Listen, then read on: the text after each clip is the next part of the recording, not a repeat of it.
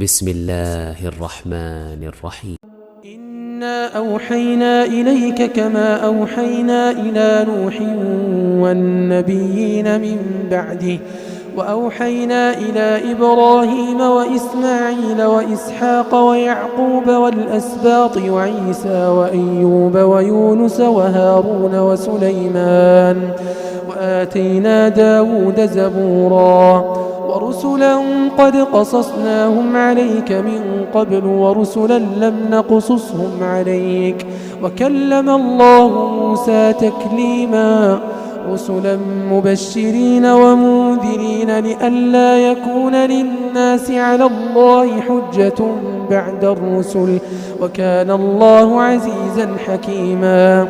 لكن الله يشهد بما أنزل إليك أنزله بعلمه والملائكة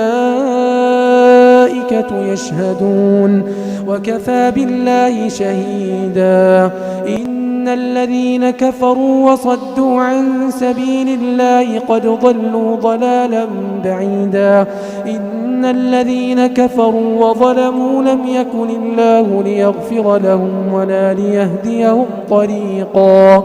إلا طريق جهنم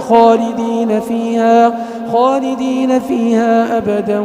وكان ذلك على الله يسيرا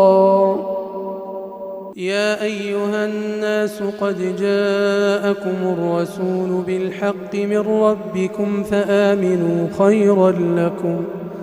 وإن تكفروا فإن لله ما في السماوات والأرض وكان الله عليما حكيما